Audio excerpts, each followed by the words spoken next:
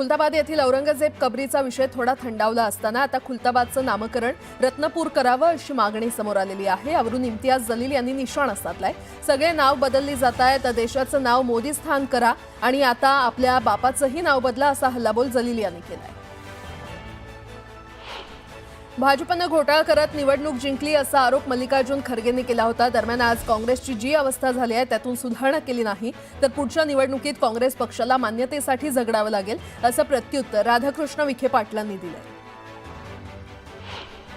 मंत्री प्रताप सरनाईक यांच्या पालघरमधील आयोजित लोक दरबारात सेना कार्यकर्त्यांची तुंबळ गर्दी पाहायला मिळाली। गणेश नाईक यांच्या जनता दरबारला पालघरमध्ये शिवसेनेकडून उत्तर असल्याची चर्चा आहे। धातू आणि कागद मंडळामध्ये मोठ्या प्रमाणात गैरव्यवहार होत असल्याचा आरोप मनसेनं केलाय। यावेळी मनसे कार्यकर्त्यांनी मंत्री आकाश फुंदकर यांची भेट घेतली आणि बेलगाम अधिकाऱ्यांवर चाप लावण्याची मागणी केली।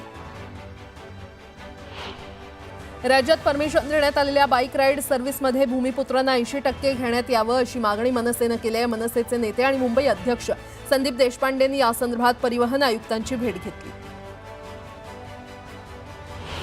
राष्ट्रवादी शरद पवार पक्षाच्या खासदार सुप्रिया सुळेंनी अखेर आपलं उपोषण मागे घेतलं। भोर तालुक्यातील बनेश्वर देवस्थानकडे जाणाऱ्या रस्त्याच्या दुरवस्थेविरोधात सुळेंनी आंदोलन केलं होतं। 7 तासानंतर सुळेंनी हे उपोषण मागे घेतलं। रस्त्याच्या कामावरून अजित पवारांनी सुप्रिया सुळेंना टोला लगावलाय। खासदारांना 5 कोटींचा निधी मिळतो, काम करायचं म्हटलं तर 1 मिनिटात करता आलं असतं असा टोला अजितदादांनी लगावलाय। प्रशांत कोरटकरला जामीन मंजूर करण्यात आलाय। कोल्हापूरच्या जिल्हा आणि सत्र न्यायालयाकडून कोरटकरला दिलासा मिळालाय। कोरटकर पुरावे बदलू शकतो, साक्षीदारावर दबाव टाकू शकतो म्हणून कोरटकरला जामीन मिळायला नको होता अशी प्रतिक्रिया असीम सरोदे यांनी दिली आहे। सावंत यांना ज्या भाषेत कोरटकर बोलला आहे त्यावर आम्ही अब्रूनुकसानीचा दावा दाखल करू असं सरोदे म्हटलं। पुण्यातील दीनानाथ मंगेशकर रुग्णालयातील घटनेप्रमाणेच बुलढाण्याच्या मलकापुरातही पैशांसाठी मृतदेह अडकून ठेवल्याची धक्कादायक घटना घडली आहे। 40,000 रुपयांसाठी 6 तास मृतदेह कुटुंबाच्या ताब्यात देण्यात आला नसल्याचं समोर आलंय। मलकापूरच्या कला रोडवरील हकीमी मल्टी स्पेशालिस्ट हॉस्पिटलच्या या मुजोरीवरून मृताच्या नातेवाईकांनी संताप व्यक्त केलाय। तुळजापुरातील ड्रग्ज प्रकरणाला वेगळं वळण देण्यासाठीच पुजाऱ्यांचं नाव घेतलं जातंय असा आरोप पुजाऱ्यांनी केलाय। पुजाऱ्यांना विनाकारण गोवलं जात असून पुजाऱ्यांची बदनामी सहन केली जाणार नाही असा इशारा पुजाऱ्यांनी दिलाय। ड्रग्ज प्रकरणात माझा मुलगा आणि सख्खा भाऊ जरी असला तरी कारवाई करा अशी मागणी ओमराजे निंबाळकरांनी केली आहे। एवढा मोठा विषय भाजप आमदार राणा पाटील यांनी विधानसभेत का उपस्थित केला नाही असं म्हणत त्यांनी राणा पाटलांवर हल्लाबोल केला। धाराशिव जिल्ह्यामध्ये ड्रग्ज प्रकरणाची चर्चा जोरात सुरू आहे। अशात सोशल मीडियावर एक व्हिडिओ व्हायरल झालाय। यात शाळकरी मुलं चक्क भर बाजारात रस्त्याच्या कडेला बसून प्लास्टिकच्या पिशवीत व्हाईटनर नशा करताना दिसतायत आणि हा व्हिडिओ कळंब शहराचा असल्याची माहिती आहे। आरबीआयनं नॅशनल पेमेंट्स कॉर्पोरेशन ऑफ इंडियाला यूपीआयद्वारे पर्सन टू पर्सन व्यवहारांची मर्यादा वाढवण्यास मंजुरी दिली आहे। आरबीआयच्या निर्णयामुळे यूपीआयद्वारे मोठ्या रकमेच्या व्यवहारांचा मार्ग मोकळा झालाय। तनिषा भिसे यांच्या मृत्यूप्रकरणी दीनानाथ रुग्णालयावर धर्मादाय आयुक्त कार्यालयाच्या अहवालात ठपका ठेवण्यात आलेला आहे। स्त्रीरोग तज्ज्ञ डॉक्टर सुश्रुत घैसास यांना दोषी ठरवण्यात आलेलं आहे। यापूर्वीच्या आरोग्य विभागाच्या चौकशीत प्रथमदर्शनी घैसास यांना दोषी ठरवण्यात आलं होतं। दरम्यान या समित्यांचा अहवाल राज्य सरकारला सादर करण्यात आलाय। बदलापुरात शाळेत घडलेल्या घटनेनंतर विद्यार्थ्यांच्या सुरक्षेसाठी सीसीटीव्ही यंत्रणा बसवण्यासाठी सुरक्षा रक्षकांची देखील नेमणूक करण्यात येते। याच अनुषंगानं ठाणे महापालिका प्रशासनाच्या 129 शाळांमध्ये 950 सीसीटीव्ही यंत्रणा बसवण्यात येणार आहेत आणि त्यासाठीची निविदा प्रक्रिया देखील राबवण्यात आली आहे। पुण्यातील महापालिकेच्या समान पाणी पुरवठा योजनेला 8 वर्ष झाली, मात्र अद्यापही या योजनेतील पाणी साठवण करणाऱ्या टाक्यांचं काम पूर्ण झालं नाहीये। विविध कारणांमुळे होणाऱ्या विलंबामुळे 3 वेळा मुदतवाढ देण्यात आली, तरीही 86 पैकी 66 पाण्याच्या टाक्या बांधून झाल्या। राज्यातील 10वी आणि 12वीच्या विद्यार्थ्यांच्या सवलतीच्या क्रीडा गुणांचे अर्ज यंदा आपले सरकार या संकेतस्थळावरून भरण्यात आलेत। मात्र या अर्जासाठी शुल्क आकारणी करण्यात येते आणि त्यामुळे क्रीडा गुणांसाठी 2 स्वतंत्र शुल्कांचा भार विद्यार्थी, शाळा आणि महाविद्यालय शिक्षकांवर पडतोय। पुरंदर आंतरराष्ट्रीय विमानतळासाठी करण्यात येणाऱ्या भूसंपादनासाठी बाधित शेतकऱ्यांबरोबर संवाद साधण्याची प्रक्रिया सुरू करण्यात आली आहे। येत्या 6 महिन्यात संपूर्ण भूसंपादन प्रक्रिया पूर्ण करण्यात येणार आहे असा विश्वास जिल्हाधिकारी जितेंद्र डुड्डी यांनी बुधवारी व्यक्त केला। राज्यातील ऊस उत्पादक शेतकऱ्यांना एफआरपीची रक्कम देण्यास टाळाटाळ करणाऱ्या 15 साखर कारखान्यांना जप्तीची नोटीस देण्यात आलेली आहे। साखर आयुक्तालयानं ही कारवाई केलेली आहे। आज सोलापूर जिल्ह्यातील 10, अहिल्यानगर आणि साताऱ्यातील प्रत्येकी 2 तसंच छत्रपती संभाजीनगरमधील अशा 15 कारखान्यांचा समावेश आहे। पुण्यात पदपथांवर लावण्यात आलेले आणि पादचाऱ्यांना अडथळा ठरणारे डीपी काढून टाकण्याचा आदेश उच्च न्यायालयानं दिला। या आदेशामुळे पालिकेची तारांबळ उडाली आहे। पदपथांवरील डीपी काढून टाकल्यास ते बसवायचे कुठे यासाठी पालिकेकडून जागेचा शोध सुरू आहे। खासगी अनुदानित शिक्षण संस्थांमधील शिपायांची पदभरती बंद केल्यानं राज्यातील खासगी संस्थांमधील तब्बल 25,000 जागा कायमच्या रद्द झालेल्या आहेत। तर दुसरीकडे शिक्षकेतर कर्मचाऱ्यांच्या 6,000 जागा भरल्या जाणार असून त्यासंबंधीचा शासन निर्णय निघालाय। राज्यातील आरोग्य उपकेंद्र ते संदर्भ सेवा रुग्णालयापर्यंत असलेल्या विविध आरोग्य संस्थांचं बळकटीकरण करण्यासाठी विस्तृत प्रकल्प तयार करण्याचे निर्देश मुख्यमंत्री फडणवीसांनी दिलेत। हा प्रकल्प आशियाई विकास बँकेच्या सहकार्यानं मिशन म्हणून राबवण्यात यावा अशा सूचना देखील त्यांनी प्रशासनाला दिल्या।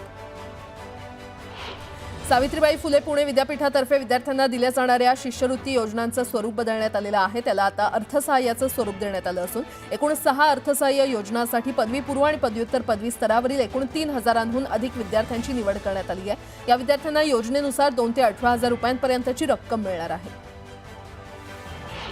पुणे शहरात गेल्या काही दिवसांपासून कमाल आणि किमान तापमानात सातत्यानं वाढ होते आहे। कमाल तापमान 41 अंश सेल्सिअस आणि किमान तापमान 26 अंशांपर्यंत आसपास स्थिरावलेलं आहे। पुढील काही दिवस कमाल आणि किमान तापमानामध्ये फारसा बदल होणार नसल्याची शक्यता भारतीय हवामानशास्त्र विभागानं वर्तवली।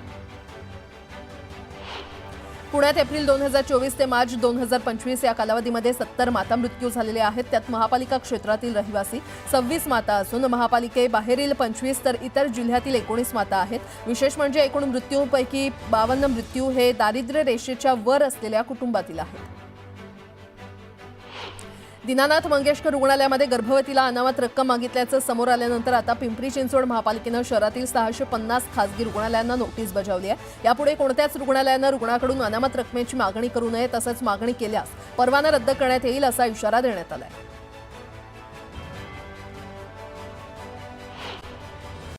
राज्यातील बाजार समितीमध्ये कांद्याची 2.25 लाख क्विंटलची आवक झाली। यात एकट्या नाशिक जिल्ह्यात उन्हाळ कांद्याची 1,11,000 क्विंटलची आवक झाली। यावेळी कांद्याला कमीत कमी 1,100 रुपयांपासून 1,250 रुपयांपर्यंत सरासरी दर मिळाला।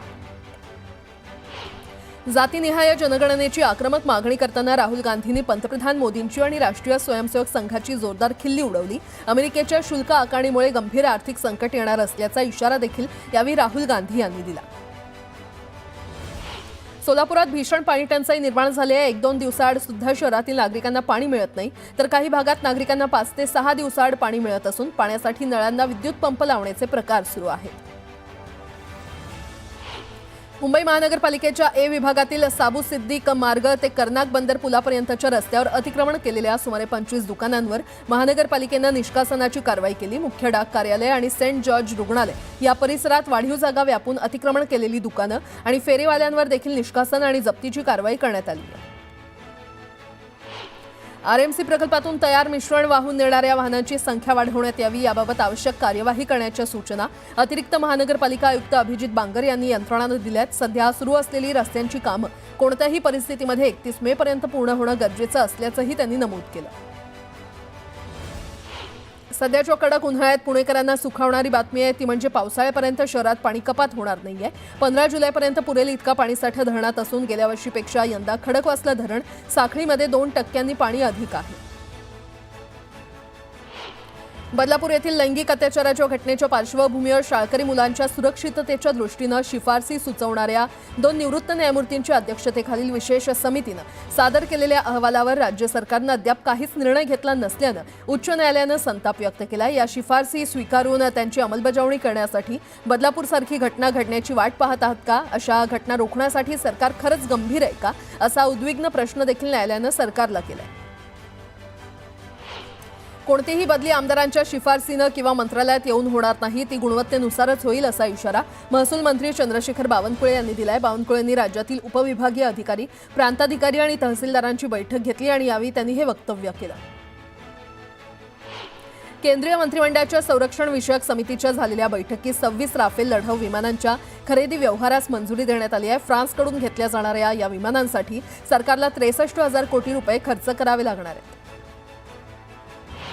एल्फिस्टन येथील पूर्वेकडून पश्चिमेकडे जाणारा पूल तोडण्याचं काम लवकरच सुरू होणार आहे. प्रभादेवी स्टेशनच्या पश्चिमेकडून पूर्वेला सेंट्रल रेल्वे वर्कशॉपपर्यंत पादचारी पूल तयार होत नाही, तोपर्यंत हा पूल तोडण्यात येऊ नये असं खासदार अरविंद सावंत यांनी पालिका आयुक्तांना पत्र दिलंय.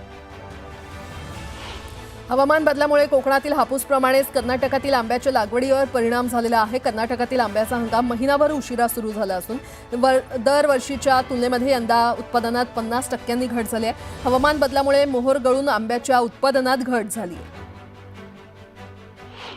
शेतकऱ्यांच्या विरोधात वक्तव्य करून वादाला निमंत्रण देणारे कृषी मंत्री माणिकराव कोकाटे यांची उपमुख्यमंत्री तथा राष्ट्रवादीचे अध्यक्ष अजित पवार यांनी चांगलीच कानउघडणी केली. यापुढे वादग्रस्त विधान करू नये असा सज्जड दमच त्यांना देण्यात आल्याचं सांगण्यात येतं. मुंबईमध्ये व्यवसाय कार्यालयाच्या ठिकाणी किंवा गृहनिर्माण सोसायटीमध्ये किमान 25 किंवा त्याहून अधिक वाहन मालकांनी शिबिर आयोजित करून एकत्रित नोंदणी केल्यास कोणतंही अतिरिक्त शुल्क न आकारता उच्च सुरक्षा नोंदणी क्रमांक पाटी बसवण्यात येणार आहे. ही पाटी बसवण्यासाठी होम फिटमेंट सर्व्हिस या पर्यायाचा वापर केल्यास त्यांना अतिरिक्त शुल्काचा भरणा करावा लागणार आहे. मुंब्रा रेल्वे स्थानकाजवळ रेल्वे रुळालगत आग लागली होती. 5 आणि 6 रेल्वे ट्रॅकला लागूनच ही आग लागल्यानं रेल्वे गाड्या धीम्या गतीनं जात होत्या. सध्या ही आग आटोक्यात आणली असून ही आग लावली की लागली याबद्दल अजून अस्पष्टता आहे.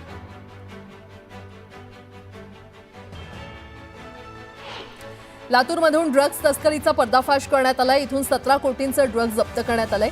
तसंच ड्रग्ज तस्करी प्रकरणी 7 आरोपींना अटक करण्यात आली आहे. विदर्भ एक्सप्रेस ट्रेनमध्ये एका महिलेनं पोलीस आणि रेल्वे स्टाफसोबत गैरवर्तन करण्यात आल्याचा प्रकार समोर आलाय. या प्रकरणी पोलिसांनी या महिलेविरोधात गुन्हा दाखल केलाय. संबंधित महिला विना तिकीट प्रवास करत असून तिनं टीटीला शिवीगाळ केल्यानं ही कारवाई करण्यात आली आहे. अजित पवारांनी आमदार अण्णा बनसोडेंना भर सभेत कानपिचक्या दिल्यात. पद मिळालंय तर पदाची गरिमा राखा, नागरिकांसाठी काम करा असा दम अजितदादांनी अण्णा बनसोडेंना भरला. धुळ्यात एका लग्न समारंभाच्या कार्यक्रमातून नवरी मुलीचे लग्नातील सोन्याचे दागिने लंपास करण्यात आले होते. यावेळी धुळे तालुका पोलिसांनी अट्टल चोराच्या मुसक्या आवळल्यात. या आरोपीकडून पोलिसांनी सोन्याच्या दागिन्यांसह रोकडही जप्त केली आहे. लाखो भाविकांचं श्रद्धास्थान असलेल्या श्री शंभू महादेवाची शिखर शिंगणापूर येथील यात्रा मोठ्या उत्साहात पार पडली. यावेळी पाडव्याच्या मुहूर्तावर हळदी लावण्याचा कार्यक्रम देखील पार पडला. जळगावातील पोलीस कवायत मैदानावर पोलिसांच्या दंगल नियंत्रक पथकाचा सराव सुरू होता आणि या सरावादरम्यान पोलिसांनी अश्रुधुराच्या नळकांड्या फोडल्या. मात्र त्याचवेळी सुसाट वारा वाहिल्यानं नागरिकांच्या डोळ्यात जळजळ होऊ लागली. यावेळी नागरिक प्रचंड हैराण झाले होते.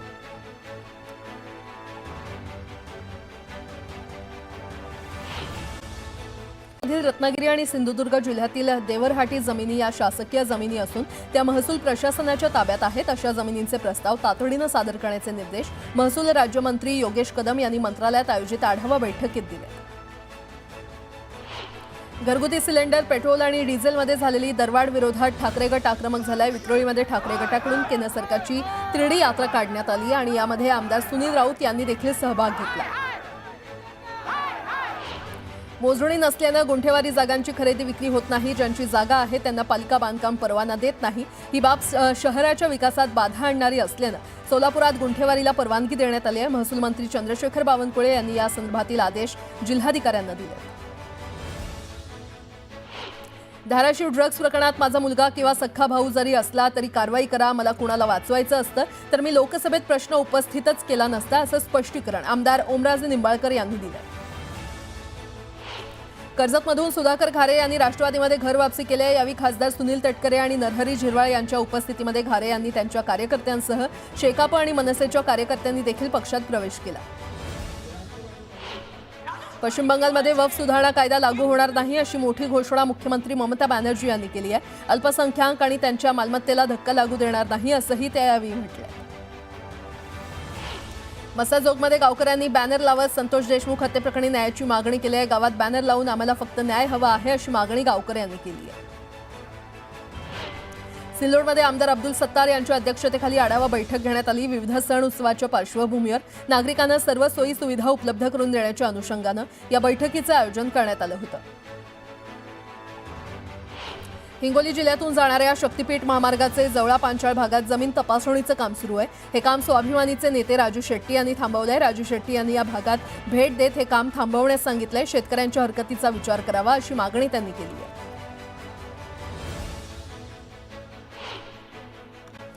क्षेत्र गणेशगड आणि नागनाथ संस्थान नागतळा येथील महंत काशीनाथ महाराज यांनी प्रारंभित केलेला फिरता नारळी सप्ताह बीडच्या आष्टी तालुक्यातील बावी दरेवाडी येथे सुरू आहे आणि यानिमित्त बावी दरेवाडीत नारळीत 25,000 भाविकांची पंगत संपन्न झाली। प्लास्टिक बंदी असूनही यवतमाळच्या आर्णी शहरात मोठ्या प्रमाणात खुलेआम प्लास्टिक पन्नी विक्रीचा धंदा सुरू होता। जिल्हाधिकारी विकास मीना यांनी आदेश देताच आर्णी नगर परिषदेनं पहिल्याच धाडीमध्ये 10 लाखांचं प्लास्टिक जप्त केलं। वर्धा जिल्ह्याच्या काही भागात जोरदार वादळासह अवकाळी पाऊस झालाय। विजांच्या कडकडाटासह जोरदार पावसानं नागरिकांची चांगलीच तारांबळ उडाली। परभणी शहरामध्ये पुण्यश्लोक राजमाता अहिल्यादेवी होळकर यांचा भव्य पुतळा उभारण्याची मागणी सकल मराठा समाजानं केलेली आहे। त्याला आता समर्थन देत मराठा समाज देखील मैदानात उतरलाय। बुलढाणा जिल्ह्यातील खूप गावात नवमीच्या मुहूर्तावर रामायण महाभारतातील दशावतारांची रात्रभर डफळ्याच्या तालावर सोंगे काढतात। शेतकरी नेते रविकांत तुपकरांनी या पारंपरिक उत्साहात उपस्थिती लावली आणि गावकऱ्यांच्या आग्रहाखातर देवीच्या सोंगासमोर डफळ्याच्या तालावर गुलाल उधळत जबरदस्त ठेका धरला। बुलढाण्याच्या मलकापुरात पैशांसाठी मृतदेह अडकून ठेवल्याची धक्कादायक घटना घडली आहे। 40,000 रुपयांसाठी 6 तास मृतदेह कुटुंबाच्या ताब्यात दिला नाही। मलकापूरच्या कला रोडवरील हकीमी मल्टी स्पेशालिस्ट हॉस्पिटलच्या मुजोरीवरून मृताचे नातेवाईकांनी आता संताप व्यक्त केलाय। इंदापूर तालुक्यातील निमगाव केतकीमध्ये श्री केतकेश्वर महाराज यात्रा मोठ्या उत्साहात संपन्न झाली। यात्रेनिमित्त केतकेश्वर महाराज रथाची शाही मिरवणूक काढण्यात आली। दोडामार्ग तालुक्यातील मोर्ले गावात काल रानटी हत्तीच्या हल्ल्यामध्ये लक्ष्मण यशवंत गवस या शेतकऱ्याचा जागीच मृत्यू झाला होता। दरम्यान माजी आमदार वैभव नाईक यांनी गवस कुटुंबियांची भेट घेतली। पावसाळ्यापूर्वी हत्तीपकड मोहीम राबवण्यासाठी जिल्हाधिकाऱ्यांना भेटणार असल्याचं यावेळी नाईक यांनी स्पष्ट केलं। नांदेड जिल्ह्यातील किनवट माहूर या तालुक्यात करडईचं पीक मोठ्या प्रमाणात घेतलं जातं। मात्र आता या काटेरी करडईला काढणीसाठी मजूर मिळत नाहीये, त्यामुळे शेतकरी संकटात सापडलाय। गोवंडीच्या शिवाजीनगर भागात असलेल्या अनधिकृत मशीद आणि आलेल्या धमकीच्या पार्श्वभूमीवर किरीट सोमय्या यांनी शिवाजीनगर पोलीस ठाण्यात अधिकाऱ्यांची भेट घेतली। यावेळी पोलीस आणि पालिकेच्या अधिकाऱ्यांची कान उघडणी करत तात्काळ कारवाई करण्याची मागणी सोमय्यांनी केली। हिंगोलीचे जिल्हाधिकारी अभिनय गोयल यांची कल्याण डोंबिवली महापालिकेच्या आयुक्तपदी बदली झालेली आहे। बदली झाल्यानं नागरिकांनी नाराजी व्यक्त केली आहे। अभिनव गोयल यांनी शिक्षण, आरोग्य इत्यादी क्षेत्रांमध्ये उल्लेखनीय कामगिरी केली आणि त्यामुळे त्यांची बदली तात्काळ रद्द करण्याची मागणी नागरिकांनी केली।